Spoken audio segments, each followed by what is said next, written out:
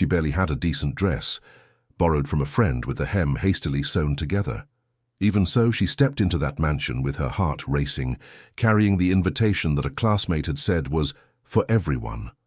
What she didn't expect was to be thrown out with shouts in front of all the rich students by a security guard who repeated Jason's words, "This party is for real guests only." Laughter echoed, cell phones filmed, and she stumbled down the stairs while Jason watched her with contempt. "This is the closest a girl like you will ever get to a life like mine," he said, heading back to the ballroom. And at that moment, even with her eyes watering and her face burning with shame, she just looked back and recorded everything, including his name. The next day, while she was still enduring the stares of the school, a black limousine stopped at the door of the room.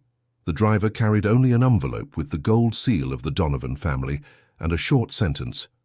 "Sir, you want to meet her." The limousine was no accident.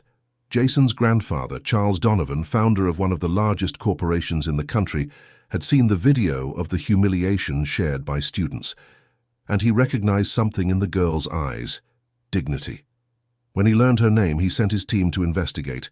In less than 24 hours, he learned everything: her impeccable record, her silent poverty, her part-time job to support her ailing mother, and most importantly, her unlikely connection to a woman he had once loved. When he saw the old photograph of the girl's mother, his eyes filled with tears. That's her. That's her daughter. For the first time in years, Charles broke his seclusion and ordered, "I want to meet her today, and she will enter this family with the dignity that was taken from her." While Jason was still bragging to his friends about the show the night before, he had no idea that he had just been disinherited, in style. And if you also believe that destiny demands in silence what pride shouts too loudly, leave your like now, subscribe to the channel, and come with me, because this story is just beginning. The school was located on a hill in Denver, one of those private institutions where the smell of money seemed to mix with the smell of fresh paint on the walls. Students arrived in luxury cars, uniformed drivers opened the doors, and leather backpacks cost more than a month's rent in entire neighborhoods.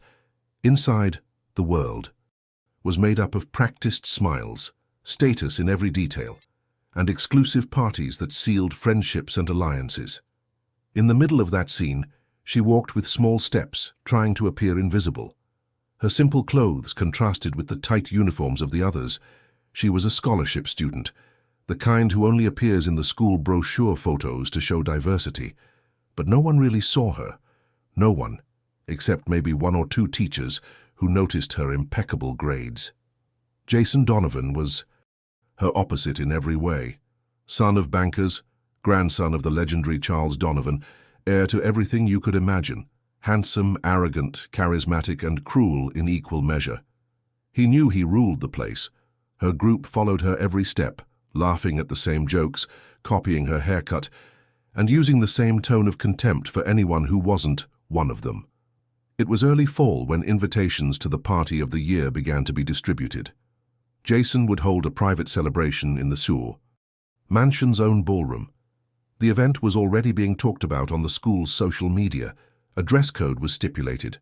Formal attire was mandatory, no escorts outside the school, and a list of names at the entrance. But one detail emerged. A small group of students suggested that the scholarship holder also be invited, as a form of fun charity. An anonymous invitation was placed on her desk. She hesitated. He asked if it was serious, but her response came with fake smiles and, "Of course. You deserve to be there." Deep down she knew, but she chose to believe. That was her first chance to not be invisible. On the night of the party, she arrived alone, walking nervously to the entrance of the mansion. Her dress was borrowed, her shoes were tight, and her cheap lipstick contrasted with the glitter of the other guests. But she held the invitation in her hands as if that was enough to guarantee her presence. When she tried to enter, the security guard looked at the list, at her, and then at Jason, who approached with a sarcastic smile. She didn't even have time to understand. All she heard was, "This party is not for you." He took the invitation from her hands, tore it up in front of everyone, and signaled for the door to be closed. Laughter, cameras, students filming. She stood motionless at the top of the stairs. Her heart hurt more than her eyes burned with shame. What she didn't know was that that night would be the beginning of something much bigger than she imagined. She was born in a wooden house with leaking roofs and a musty smell permeating the walls. Her mother, a night nurse, did everything she could to put food on the table and still smile in the morning before going to bed. Her father left before she learned to write her own name. His absence turned into silence in all conversations and questions. She grew up surrounded by sacrifices that no one saw. She slept on an old mattress next to her mother's bed, studied by candlelight when the electricity. Bill was late and still never complained. Her eyes observed more than they spoke. At the public school in the neighborhood, she was called mute because she almost never interacted. She devoted herself only to books. She read everything she could find, copied entire pages so she could memorize the answers. And that's how she was noticed for her grades, never for her words. When she was selected for the scholarship program at one of the most expensive schools in the city, her mother cried, hugging her in the kitchen. "You're going to have what I never had," she said, squeezing her daughter's hands tightly as if she wanted to transfer courage through osmosis. On the first day of school, she entered the campus as if she were on another planet. Her simple clothes drew attention, the curious looks, the jokes disguised as whispers, but she stood firm, carrying out the promise she made to her mother, not to give up. She took 2 buses to get there, brought lunch from home wrapped in aluminum foil and hid her lunchbox so as not to be noticed. She learned to move without making noise. In tests, she was the best. In presentations, she spoke firmly. Little by little, the teachers admired her, but the students ignored her. Except for one, Mia, who lent her books and sometimes listened to her short outbursts. She was the one who lent her the dress for the party. That week, the protagonist's mother was starting to get worse. The constant coughing turned into fatigue, and her body no longer reacted as before, but even so she encouraged her daughter to go. "You have to live, even if it's just for one night." The girl hesitated but gave in. She put on lipstick, looking at the cracked reflection in the mirror, and smiled for the first time in weeks. When she got to the party and saw Jason's eyes, she knew he already knew. She didn't belong in that world, but she tried anyway. She was the daughter of a woman who never gave up.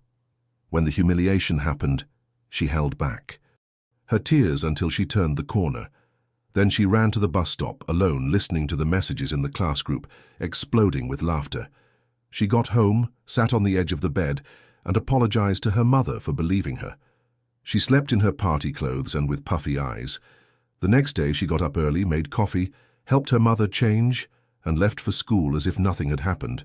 She had no idea that everything was about to change, but maybe deep down, something inside her already knew that the world turns, and sometimes it comes back with a vengeance.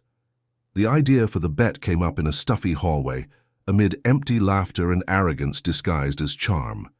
Jason, surrounded by his usual friends, was talking about the party he had organized the night before.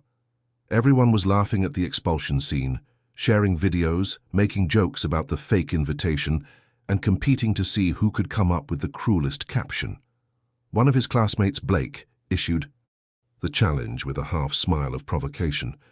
"I bet you 50,000 that you couldn't make her fall in love with you, and then dump her in front of everyone." The others froze for a second, but Jason didn't. He smiled. 50,000? You know me. I'll do it for 30. Laughter followed, and a handshake sealed the sick joke. It was a game, like so many others they played to pass the time without thinking about the consequences. Deep down, they knew they could do anything. They had never been punished for anything. She was just another easy target, someone with no protection, no last name, no voice. The bet went viral among those closest to her, but no one said anything out loud. They just watched Jason's next steps with curiosity, like someone watching a live social experiment. He knew how to be charming when he wanted to be. He knew how to smile at the right time, make false compliments seem sincere, look people in the eye and seem genuine. And she was the kind of girl who still believed in kindness. After the party incident, Jason started to get closer little by little. A comment in class, a poorly explained apology, a seemingly innocent joke during class. She, still hurt, kept her distance. But over time he built bridges. He used the strategy of guilt, discreet flowers, and a remorseful look. He said it hadn't been his idea, that his friends had overreacted, that he wanted to fix it, and little by little she let her guard down. Her friend Mia was suspicious. He doesn't change, you know. But the protagonist was tired of resisting alone. For the first time, someone popular seemed to see who she was, or at least pretended to see. Jason invited her to a coffee outside of school, so for a walk on a Saturday afternoon. The meetings were calculated, but she didn't understand. I felt something new, belonging, and with my heart still marked by loneliness, that was enough. Jason did everything with a plan in mind. He knew the deadlines for the bet. He knew the date of the next party, and I knew that everyone would be there, ready to see the moment of change. The stage was already set. All that was left was the show. But what he didn't know was that, from the first glance after the humiliation, she had understood more than she was letting on. And what seemed like fragility was, in fact, strategic silence. Jason thought he was playing with her, but there was something in her eyes that was starting to bother him. Something he couldn't explain. The first direct contact, without intermediaries, without ready-made excuses or false smiles, happened on a rainy afternoon in the school courtyard. She was sitting alone, with the hood of her coat covering her damp hair, reading an old book she had borrowed from the library. Jason approached silently, stopped in front of her, and watched her for a few seconds as if looking for an opening. When she looked up, she said nothing. She just stared at him with a calmness he hadn't expected. "You shouldn't be here," she said. And the sentence, said firmly and without anger, unbalanced Jason more than any accusation. He sat down anyway. He said he wanted to talk, that he didn't know what the others had done at the party, that he hadn't authorized the humiliation. She listened without interrupting, like someone listening to a child trying to justify a mistake. In the end, she simply replied, "If you're trying to clean up your image, you should start from the inside." And she went back to the book. But she didn't get up. She didn't shout at him. She didn't make a fuss. This confused Jason. In the following days, he began to insist. He would pass her in the hallways, smile at her, leave short notes with quotes from books, pretend to be interested in the classes she attended. Little by little, she began to allow him small openings, a comment here, a reply there. Not because she believed him, but because she was tired of keeping such high walls all the time. They began to talk, more often. First about books, then about music, about dreams. Jason told stories about his wealthy childhood, trips abroad, adventures that seemed too distant. She listened, but was not impressed. When she talked about his mother, the sacrifices, the fear of losing her, he would go silent. He didn't know how to respond. For the first time, he felt small. One day, she invited him to visit the public library in her neighborhood. He went, wearing shorts and designer sneakers, out of place among the dusty shelves and noisy children. But in that cramped space, she smiled naturally. She showed him her favorite books, introduced him to the elderly librarian who treated her like a granddaughter, and Jason began to see a world he had never imagined existed. The connection grew, and even with his friends mocking in the shadows, Jason seemed less and less interested in the game. He began to enjoy her conversations, her silences, the small gestures that none of his other relationships offered. She, on the other hand, knew. From the beginning, she knew there was a bet, not as a certainty, but as the intuition of someone who had been used before. Still, she continued, not out of naivety, but because, deep down, she wanted to see how far he would have the courage to go. She was observing, cataloguing the gestures, the averted glances, the comments of the others. Jason didn't know it, but while he thought he was leading the game, he was being tested, and the time for the final act was approaching. It was Friday night. The school auditorium had been transformed into an elegant ballroom for the traditional end-of-term celebration. The lights hung like artificial stars from the ceiling, the floor was polished to a mirror, and the expensive perfume of the guests mingled with the soft sound of the orchestra in the background. Jason looked impeccable in a tailored suit. His friends surrounded him, laughing, toasting with crystal glasses, and whispering about the big moment that was coming. The bet would be settled there in front of everyone. That was the plan. Jason would deliver the final blow with the cruelest speech he could make seem like a joke, a calculated spectacle. The girl arrived alone. She was wearing a simple but elegant dress, her hair tied in a low bun, light makeup, and a serenity that did not match the noise around her. She entered, walked between the dancing couples, and headed toward the scholarship students' table, where she usually sat in silence. But everyone knew. Everyone knew what Jason had planned. And yet she went anyway. The host of the event, one of the oldest professors, invited Jason to the stage. He went up, grabbed the microphone, made a few jokes about the semester, thanked his classmates, and then, with a smile that tried to disguise the venom, called her name. A whisper ran through the room. She stopped, took a deep breath, and walked to the stage. Jason extended his hand, and without knowing it, began to dig his own downfall. He said he wanted to acknowledge her, that sometimes the most unlikely people surprised us. That school was a place of transformation. The words sounded like praise, but they were loaded with mockery. And so today I want to show that everyone can evolve, even those who got here by accident. Shy laughter echoed. Some knew what that meant. Others just went with the vibe of the moment. He handed her a fake plastic flower, with a note hidden in the middle. Inside it said, "Thank you for playing so well." That was the final point, but she didn't read it. She simply held the flower, looked at Jason, and said into the microphone in a calm voice, "Thank you for showing the world who you really are." She stepped down from the stage. The silence that filled the room was heavy. Jason stood still, not understanding what had happened. What was supposed to be the climax of the bet turned into collective embarrassment. Some applauded out of respect. Others pretended not to have seen.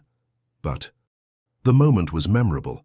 In the hours that followed, no one commented on anything else. She, in turn, left the room before the end of the party, walking alone down the street, while the flashes were still popping up on the school's social media. That night was not a defeat. It was the beginning of a new narrative, and she knew it. Jason didn't. Jason still thought he had won. She didn't return home that night with tears in her eyes. He returned in silence, with his head held high and the awareness that he had chosen each step with determination. At the kitchen table, her mother was waiting for her with warm tea and a curious look. "Was it difficult?" he asked. She nodded with a half-smile. "But necessary."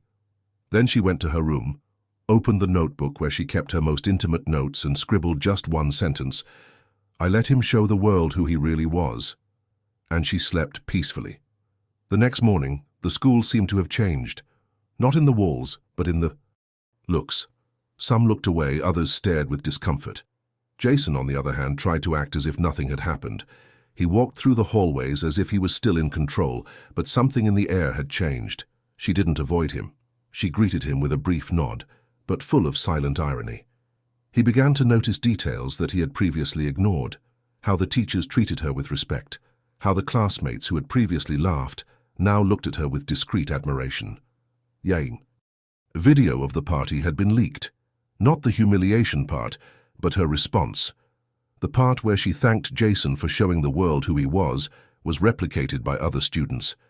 It gained space in groups, spread through stories. The phrase became a caption, and the narrative changed. She was no longer the invisible scholarship student. She was the girl who silenced Jason Donovan without shouting, who faced arrogance with elegance. Jason, restless, began to try to regain control. He tried to talk to her, justify himself, claim that it was a joke, that his friends had exaggerated, but she smiled with disconcerting kindness and responded in short sentences. "I know. I expected it. It didn't surprise me." He didn't understand. How could she be so calm? How could she not react with anger? The lack of scandal weakened him. It was like hitting a mirror that you refused to break, until one late afternoon she handed him an envelope. She simply said, "You can open it when you're ready to understand." Jason held onto that paper for 2 days, not daring to read it. When he finally opened it, he found copies of messages exchanged by his friends about the bet, screenshots, dates, details. But what shocked him the most was the first page. A letter written by her days before the party, telling her that she knew about the bet, the humiliation they were preparing, and the way he would approach her. I knew from the beginning. I chose to participate to show myself that I was bigger than that. That silence can be more powerful than any scream, and that you never had control. Jason felt something he didn't know well, shame. For the first time, he understood that he had been manipulated with his own weapon. She hadn't fallen for the game. She had guided every move, and now everything was starting to fall apart. Jason could no longer act as he used to. The days dragged on in silence and restlessness. The laughter he used to provoke became whispers behind his back. The looks that used to be admiring turned into judgments. But what bothered him most was not the external judgment. It was the discomfort inside him. He began to review messages, attitudes, memories. He began to realize how much he had been blinded by pride. And it was in this attempt at redemption that something unexpected happened. At one of the family gatherings that he used to avoid, he was called to the main room of the Donovan mansion. His grandfather, Charles Donovan, was there, aged but with lively eyes and a serious expression. He asked everyone to leave. He wanted to speak to Jason alone. On the table was a folder. Inside were reports, images, documents, and an old photo. Charles looked at his grandson for a long moment before asking directly, "Do you know this girl?" Jason froze. It was an image of the protagonist, still a child, sitting on the lap of a sweet and familiar-looking woman. "It's her, the school scholarship student," he replied hesitantly. His grandfather nodded, his eyes firm. "That woman next to her, that's Clara, the only woman I've ever loved besides your grandmother. Before the fortune, before the war, before the world swallowed me up." Jason didn't know what to say. "She disappeared from my life all of a sudden. I found out later that she was pregnant. She never looked for me. I thought I'd lost everything. But this girl is her granddaughter, and that makes her my family too." The words hung in the air like a silent bomb. Jason, breathless, tried to react. "But how did you know?" Charles showed him the report. Someone from the legal team, upon seeing the video of the party that was circulating on social media, recognized the physical resemblance between the young woman and Clara from old photos kept in the family archives. A request for an investigation was discreetly filed, and the results confirmed it. Clara was the mother of the woman who had raised the girl. The DNA spoke for itself. Charles had blood in that girl. And more than that, he had debts. While you ridiculed her, Jason, I watched my story repeat itself. But this time, I would not remain silent. The grandson remained silent. His throat felt dry, his mind spinning. His entire life based on status, prestige, and superiority had been challenged, and most painfully, he had tried to destroy someone he now knew was part of his own family. Jason left that room unable to find his footing. It was like walking on unfamiliar ground.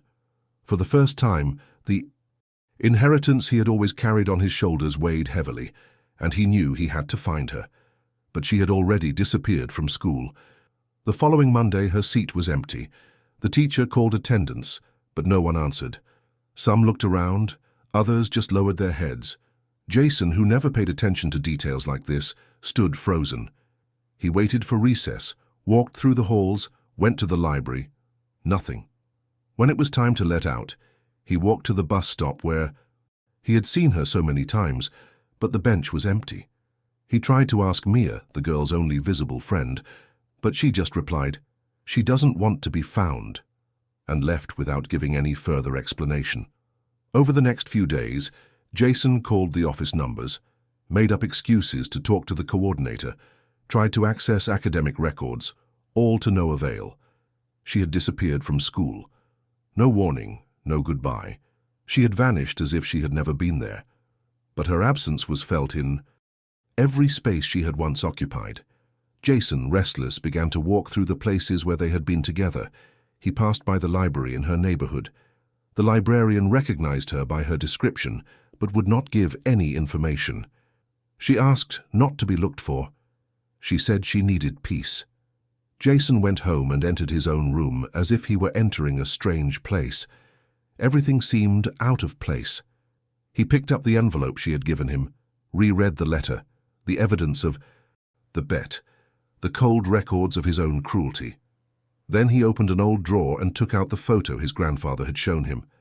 The woman next to the child was smiling with a sparkle in her eyes that reminded him of the girl's. That pierced him. Why hadn't he seen that before? Why hadn't he realized that he was looking at something that couldn't be bought? In the days that followed, Jason stopped going to events. He cancelled trips, avoided friends. He started writing letters, one after the other, but never had the courage to send them. He tried to find the girl's mother. He discovered that she was hospitalized undergoing treatment, but the nurses politely stopped him. She doesn't want visitors. The city seemed too big now, and at the same time, too small to hide his guilt. Her silence disturbed him. There was no argument, no offense, no tears, just absence. And that absence was like a mirror he could no longer ignore. Jason began to remember the details, the way she had observed, the patience with which she had listened, the care she had taken for his mother, the simplicity with which she had spoken of the future. Everything he had thought small now seemed immense. Everything he had despised now felt missing. For the first time, Jason felt longing. But not just any longing. It was an emptiness that dragged on, that suffocated, and that hurt in a new way. He no longer wanted to find her to make up for a mistake. He desperately wanted to be worthy of just listening to her one more time. But she had disappeared, and the world seemed quieter because of it. The first reactions began discreetly, almost imperceptibly, like a change in the wind before the storm. A post on the anonymous student forum reported the tasteless joke played by Jason Donovan at the party. Soon more appeared. Screenshots, short videos, testimonies from students who saw, heard, and knew about the bet. Names were withheld, but the facts began to fall like dominoes. Within a few days, the school administration opened an internal investigation. The prestige of the Donovan family, which had previously seemed like a shield, was now a burden amid rumors and embarrassed looks. Teachers began to treat Jason with a distant formality. Those who had flattered him no longer greeted him with the same warmth. Classmates, who had previously been enchanted by his presence, began to avoid him. The invisible safety net that had supported him for years began to crumble. But the real blow came when the local press received an anonymous complaint. The headline of the article, splashed across all the city's portals, read, "Scholarship student is humiliated at elite school. Cruel bet between millionaire students." The article did not name names directly, but the images, comments, and leaked videos spoke for themselves. Within hours, the Donovan surname became a hot topic on social media. The school was forced to issue a public statement, apologizing and promising corrective measures. Jason tried to explain himself, but every word sounded like a weak excuse. A public apology was suggested, but he refused. Not out of pride, but because he knew that nothing he could say would be enough. His grandmother, accustomed to covering up her grandson's mistakes, this time remained silent. His grandfather, Charles, kept his distance. It was as if all ties had been cut in a subtle but definitive way. The family businesses also felt the impact. One of the educational foundations that bore the Donovan name was the target of silent protests by former students. Posters with phrases like "Education begins with example" and "Heritage cannot buy character" were discreetly hung on the school walls. Jason, cornered, began to avoid public places. He stopped going to school for a few days, and when he returned, he walked around with his head down, without any friends around. No one officially expelled him, but the social judgment was relentless. What he had always used as a weapon at prestige had turned against him. It was as if the universe had begun to adjust the scales with painful precision. But what struck him most was the absence of a single voice in the midst of the chaos. Hers. She didn't give an interview. She didn't post a single sentence on social media. She didn't record videos, nor did she take a stand. Absolute silence. And this silence spoke louder than any headline. He missed her. But he also missed who he could have been if he hadn't wasted the chance to see her for real. And now, even surrounded by memories, Jason was beginning to understand the weight of the void. The Donovan house had gone silent. Jason spent his days wandering the halls of the mansion like a stranger in his own story. His old bedroom, filled with trophies and mementos of empty victories, now seemed too cramped to house the guilt he carried. The television was no longer a distraction. Social media, once his showcase of power, had become a daily display of contempt. He distanced himself from his friends, ignored invitations and turned down parties. For the first time, he wanted to disappear from his own image. But the silence forced him to think. He began to reread books she mentioned. He looked at old photos from school, from his mother, from his childhood. He felt small, disconnected. He began to visit places where they had been together, the library in her neighborhood, the ice cream shop she liked, the bench in the courtyard where they had sat for the first time. No one recognized him, or pretended not to. For the first time, he was just one face among many. On one of these silent visits, he went to the hospital where the girl's mother was hospitalized. He asked permission to leave a letter. He didn't try to see her, didn't ask for contact, didn't insist. He just left the envelope and left. On the paper, there was only one sentence. "Forgive me, even if you can never answer me." It was the first time he cried without hiding it. Days later, he started doing something unusual. He woke up early, dressed in simple clothes, and volunteered at shelters in the city. No one knew his name. He washed dishes, carried boxes, listened to stories. He discovered that there were real people beyond the bubble he had lived in, people with pain, loss, love, and faith. He began to understand the value of what cannot be bought. It wasn't a punishment. It was an attempt, still clumsy, to reconnect with some lost humanity. At night, he wrote in a hidden notebook. He didn't post it, he didn't show it. He wrote as a way of surviving. He thought about her all the time. He imagined what she was doing, where she was, if she was okay. And more than that, if she would ever have reason to look at him again, without contempt. The mansion where he grew up was getting too small. He decided to leave. He went to live in a small apartment rented with his own money. He refused to get a corporate credit card, sold his luxury car, and started using public transportation.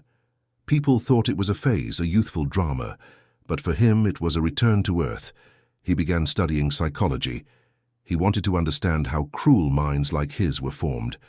He wrote an anonymous article about silent arrogance and the power of the unsaid. It was read by thousands, without anyone knowing who the author was. Jason had become someone else, not out of heroism, but out of necessity.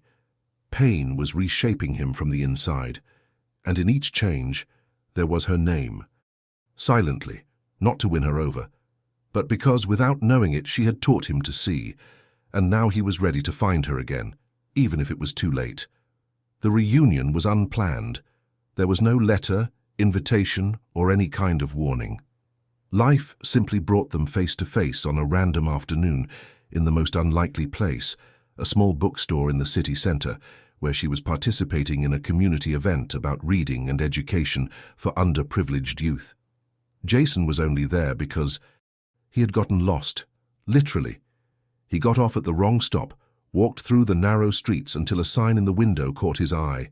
Reading transforms. Free entry. He entered, moved by something he couldn't even explain. He walked through the narrow aisles, the old books piled high, the children sitting on cushions listening to a young woman read aloud. He recognized the voice before he saw her face, and when he turned around, there she was, sitting on a rug with a book in her hands, surrounded by enchanted children. Her eyes shone when they met his, not with surprise, not with anger, but with maturity, a kind of look that only exists in those who have chosen to continue even after being hurt. Jason was paralyzed. She didn't know whether to smile, speak, or simply disappear, but she broke the silence with a simple sentence. "You seem different." He knelt down, without any theatricality, just to be at her level, and answered, "Maybe because for the first time, I really saw myself." The children looked at her curiously. She closed the book slowly, handed it to a girl, and excused herself. She got up and walked with him to the back of the bookstore, where the light was dimmer and the world seemed slower. They talked, without pressure, without accusation. He told her about everything: his separation from his family, his volunteer work, the letters he never sent, the notebook he wrote in every day. She listened in silence, and when he finished, she didn't say anything. Right away. She just stood there watching this new Jason, thinner, dressed simply, but with a look that finally knew how to listen. "I didn't want you to change for me," she said softly. "I changed for you because you showed me what I was capable of destroying, and I couldn't stand being that forever." She nodded.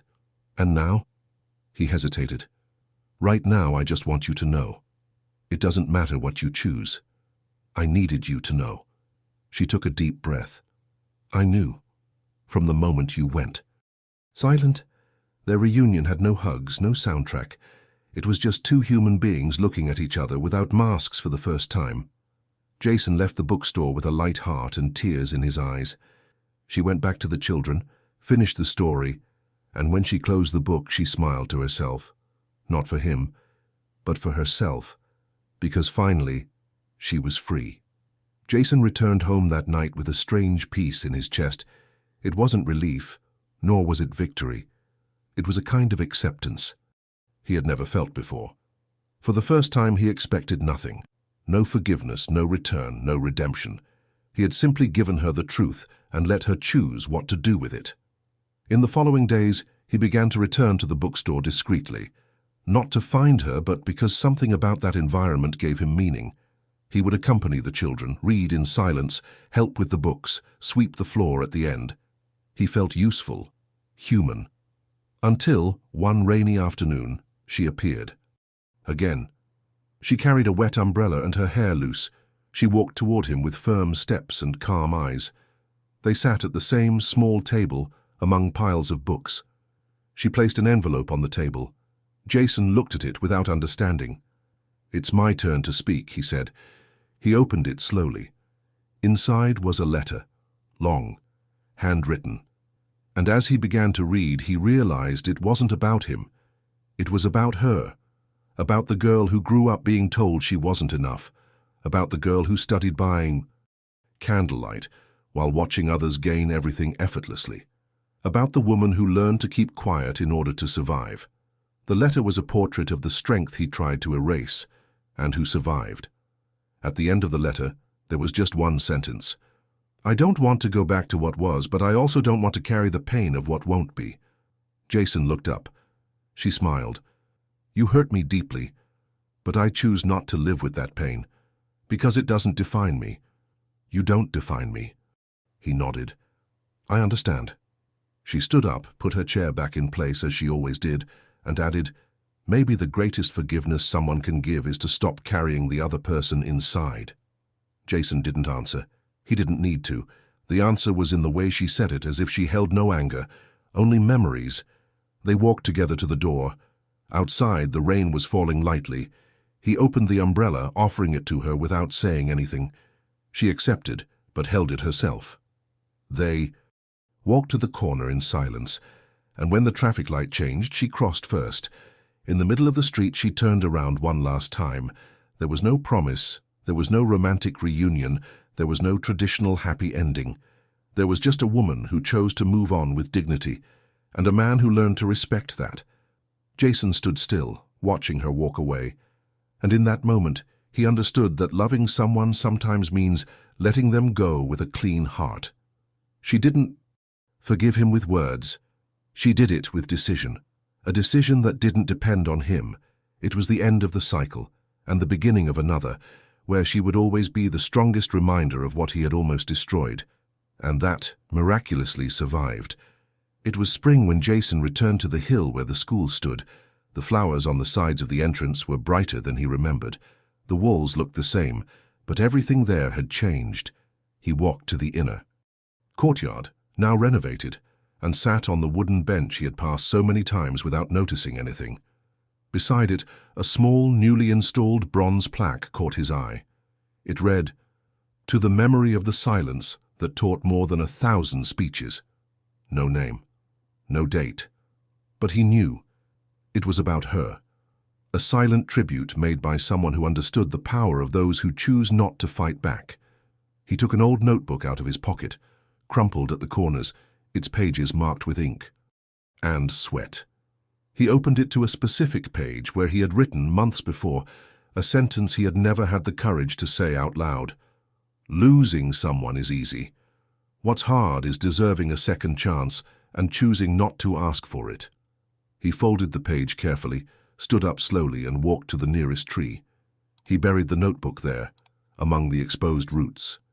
Then he walked away in silence, without looking back. A light rain began to fall, but he did not protect himself. He continued, walking along the wet sidewalk, his shoulders slightly hunched as if carrying a light but eternal weight.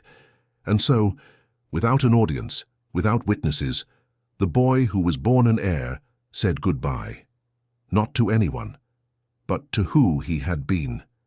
If you've come this far, it's because something in this story touched you. So comment below. Whoever chooses silence screams inside with dignity. This shows me that you felt every detail of this journey. Leave a like if this narrative touched you. Subscribe to the channel now to receive other stories as intense as this one. And don't leave. There's already a new video playing here on the screen, and it will give you even more goosebumps. Click and watch it now. I'll wait for you there.